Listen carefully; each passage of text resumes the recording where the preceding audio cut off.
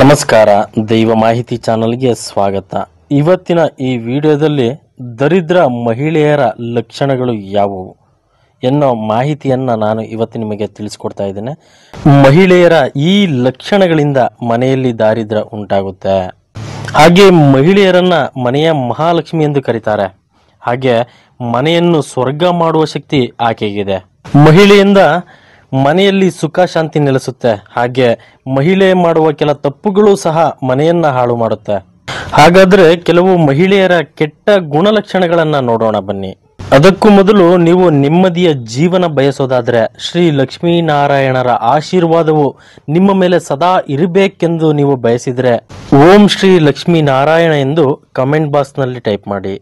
ಹಾಗೆ ಮೊದಲನೇದು ದಿನವಿಡೀ ಸ್ನಾನ ಮಾಡದೆ ಕೊಳಕಾಗಿರೋದು. ಸ್ನೇಹಿತರೆ, ಬೆಳಗ್ಗೆ ಬೇಗ ಎದ್ದೇಳುವುದು ಒಳ್ಳೆಯ ಅಭ್ಯಾಸ. ಇದರಿಂದ ನಮ್ಮ ಆರೋಗ್ಯವು ಉತ್ತಮವಾಗಿರುತ್ತೆ. ಆದರೆ ಸೋಮಾರಿತನ ಯಾರಿಗೂ ಕೂಡ ಇರಬಾರದು. ಹಾಗೆ ಯಾವ ಮಹಿಳೆ ಸೂರ್ಯೋದಯಕ್ಕೂ ಮೊದಲು ಎದ್ದು ಮನೆಯ ಮುಂದೆ ನೀರು ಹಾಕಿ ರಂಗೋಲಿ ಹಾಕೋದಿಲ್ವೋ ಅಂತಹ ಮನೆಯಲ್ಲಿ ಲಕ್ಷ್ಮಿ ನೆಲೆಸುವುದಿಲ್ಲ. ಇದರಿಂದ ಮನೆಯಲ್ಲಿ ದಾರಿದ್ರ್ಯ ಉಂಟಾಗುತ್ತೆ. ಹೆಣ್ಣೆ ಆಗಲಿ ಅಥವಾ ಗಂಡೇ ಆಗಲಿ ಬೆಳಗ್ಗೆ ಬೇಗ ಎದ್ದೇಳುವ ಅಭ್ಯಾಸ ಮಾಡಿಕೊಳ್ಬೇಕು. ಇದರಿಂದ ನಿಮ್ಮೊಳಗೆ ಉತ್ಸಾಹ ಮತ್ತು ಉಲ್ಲಾಸ ಇರುತ್ತೆ. ಇದರಿಂದ ದಾರಿದ್ರ್ಯ ಉಂಟಾಗೋಲ್ಲ. ಇನ್ನ ಎರಡನೆಯದು, ಸಾಮಾನ್ಯವಾಗಿ ಎಲ್ಲರೂ ಮಾಡುವ ತಪ್ಪು ಎಂದ್ರೆ ನನ್ನ ಅದೃಷ್ಟವೇ ಸರಿಯಿಲ್ಲ ಎಂದು ಬೈಕೊಳ್ಳೋದು. ಹೌದು, ಕೆಲವು ಮಹಿಳೆಯರು ಎಷ್ಟೇ ಸೌಕರ್ಯವಿದ್ದರೂ ಸಹ ಏನೂ ಇಲ್ಲ ಎಂದು ಪದೇ ಪದೇ ಹೇಳ್ತಿರ್ತಾರೆ. ಈ ಜೀವನವನ್ನ ನಾವೇ ನಮ್ಮ ಕೈಯಾರೆ ಸುಂದರ ಮಾಡ್ಕೊಳ್ಬೇಕು. ನಮ್ಮ ಹತ್ರ ಎಲ್ಲ ಇದ್ರೂ ಕೂಡ ನಮ್ಮ ಹತ್ರ ಏನು ಇಲ್ಲ, ನಾವು ಬಡವರು ಅಂತ ಹೇಳ್ಕೊಳ್ಬಾರ್ದು. ಹಾಗೆ ನೀವು ಬಡವರಾಗಿ ಹುಟ್ಟಿರ್ಬೋದು ನಿಜ, ಆದರೆ ನೀವು ಬಡವರಾಗಿ ಸಾಯ್ಬೇಡಿ. ಒಂದೇ ಜೀವನ, ಅನೇಕ ಅವಕಾಶಗಳಿವೆ. ನಿಮ್ಮ ಮೇಲೆ ನಂಬಿಕೆ ಇಟ್ಕೊಳ್ಳಿ. ಬೇರೆಯವರ ಮೇಲೆ ಡಿಪೆಂಡ್ ಆಗಕ್ಕೆ ಹೋಗ್ಬೇಡಿ. ಇಂಡಿಪೆಂಡೆಂಟ್ ಆಗಿ ಇರಕ್ಕೆ ಬಯಸಿ. ಹಾಗೆ ಜಗತ್ತಿನ ಅತಿ ದೊಡ್ಡ ಅಂತಸ್ತು ಏನಪ್ಪಾ ಅಂದ್ರೆ ಅದು ನೆಮ್ಮದಿ. ನೀವು ನೆಮ್ಮದಿಯಿಂದ ಮತ್ತು ಖುಷಿಯಾಗಿದ್ದರೆ ಗುಡಿಸಲಲ್ಲೂ ಕೂಡ ಕಾಲ ಕಳಿಬಹುದು. ಇನ್ನ ಮೂರನೇದಾಗಿ, ಮುರಿದ ಬಾಚಣಿಕೆಯಿಂದ ತಲೆ ಬಾಚುವುದು ಕೂಡ ತಪ್ಪು. ನಾಲ್ಕನೆಯದು, ಸಂಭೋಗ ಮಾಡಿದ ಮರುದಿನ ಸ್ನಾನವಿಲ್ಲದೆ ಹಾಗೆಯೇ ದೇವರ ಕೋಣೆಯಲ್ಲಿ ಹೋಗುವುದು ಕೂಡ ತಪ್ಪು.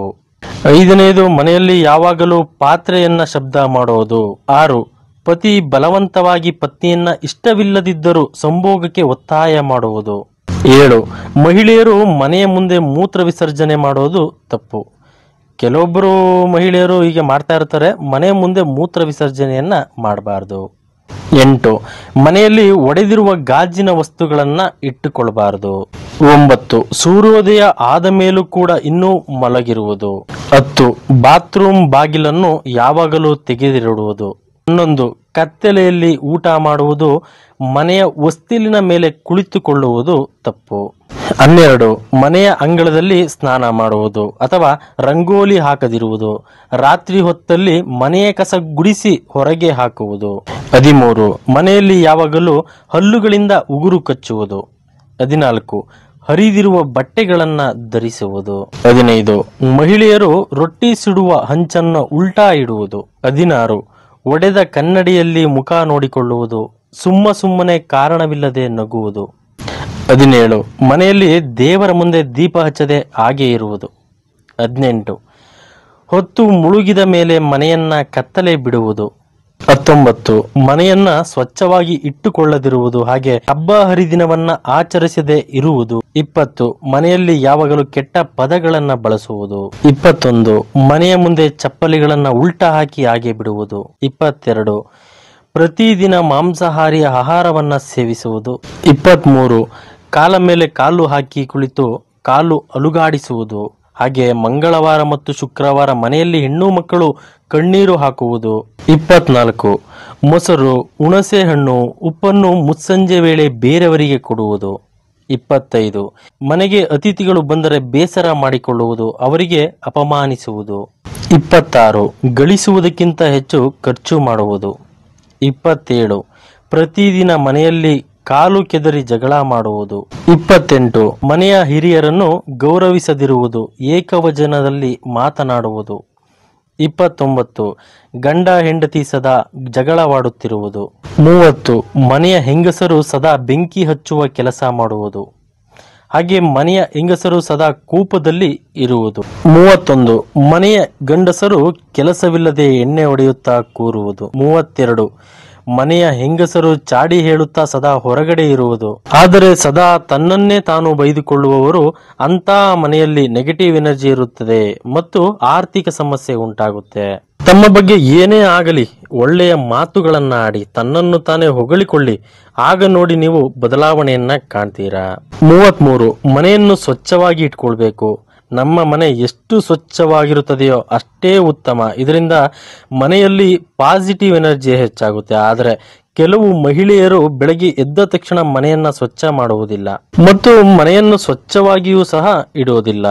34. ಯಾವುದೇ ದೊಡ್ಡ ಸಮಸ್ಯೆ ಇದ್ದರೂ ಸಹ ನಿಧಾನವಾಗಿ ಸಹನೆಯಿಂದ ಯೋಚನೆ ಮಾಡಿ. ಸಮಾಧಾನದಿಂದ ಮಾತನಾಡುವುದು ಬಹಳ ಮುಖ್ಯ. ಮಹಿಳೆಯ ಮಾತಿನಿಂದ ಮನೆಯ ಸಮಸ್ಯೆ ಕಡಿಮೆಯಾಗಬೇಕೇ ಹೊರತು ಹೆಚ್ಚಾಗಬಾರದು. ಆದರೆ ಕೆಲವು ಮಹಿಳೆಯರು ಪ್ರತಿ ಮಾತಿಗೂ ಜಗಳಕ್ಕೆ ಕಾರಣ ಹುಡುಕ್ತಾರೆ. ಸಣ್ಣ ಪುಟ್ಟ ವಿಷಯವನ್ನು ಅಲ್ಲಿಗೆ ಬಿಟ್ಟು ಬಿಡುವುದಿಲ್ಲ. ಇದರಿಂದ ಮನೆಯ ಇತರ ಸದಸ್ಯರಿಗೂ ಕೂಡ ತೊಂದರೆ ಮತ್ತು ಕಿರಿಕಿರಿ ಆಗುತ್ತೆ. ಕೋಪದಲ್ಲಿ ಏನನ್ನೂ ಕೂಡ ಮಾತನಾಡಲು ಹೋಗಬೇಡಿ. ಮನಸ್ಸು ಗೊಂದಲದಲ್ಲಿದ್ದಾಗ ಮೌನವಾಗಿರಿ. ಸ್ವಲ್ಪ ಸಮಯ ಕೊಡಿ, ಮನಸ್ಸು ತಾನೇ ತಿಳಿ ನೀರಿನ ಕೊಳ ಆಗುತ್ತೆ.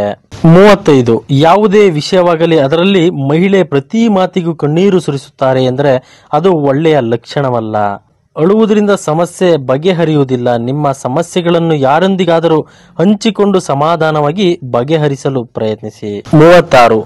ಚಾಡಿ ಹೇಳುವುದು, ಬೆಂಕಿ ಹಚ್ಚಿ ಮನೆ ಹಾಳು ಮಾಡುವುದು, ಇಂತಹ ಲಕ್ಷಣಗಳು ಕೂಡ ಯಾವುದೇ ಮಹಿಳೆಯರಲ್ಲಿ ಇರಬಾರದು. ಸ್ನೇಹಿತರೆ, ಹೆಣ್ಣು ಪ್ರೀತಿಯ ಸ್ವರೂಪ. ಒಳ್ಳೆಯ ಗುಣ ಇರುವ ಹೆಣ್ಣು ಮನೆಯಲ್ಲಿದ್ರೆ ಮನೆ ಶುಭ, ಮನದಲ್ಲಿದ್ರೆ ಹೃದಯ ಶುಭ. ಪ್ರತಿ ಮಹಿಳೆ ಎಲ್ಲರನ್ನೂ ಹೊಂದಿಕೊಂಡು ಅರ್ಥ ಮಾಡಿಕೊಂಡು ಜೊತೆ ನಡೆದರೆ ಆ ಮನೆಗೆ ಇನ್ನೊಂದು ಪ್ರೀತಿಯ ಹೊಸ ಬದುಕು ಕೊಟ್ಟಂತೆ. ಈ ಮೇಲಿನ ಲಕ್ಷಣಗಳನ್ನ ಹೊಂದಿರುವ ಮಹಿಳೆಯರು ಆದಷ್ಟು ನಿಮ್ಮನ್ನು ಸುಧಾರಿಸಿಕೊಳ್ಳಲು ಪ್ರಯತ್ನಿಸಿ. ಸ್ನೇಹಿತರೆ, ಈ ಒಂದು ಮಾಹಿತಿ ನಿಮಗೆ ಇಷ್ಟವಾದರೆ ಲೈಕ್, ಶೇರ್, ಸಬ್ಸ್ಕ್ರೈಬ್ ಮಾಡಿಕೊಳ್ಳಿ. ಮುಂದಿನ ಬಾರಿ ಮತ್ತೊಂದು ವಿಡಿಯೋದೊಂದಿಗೆ ಭೇಟಿಯಾಗೋಣ. ಧನ್ಯವಾದಗಳು.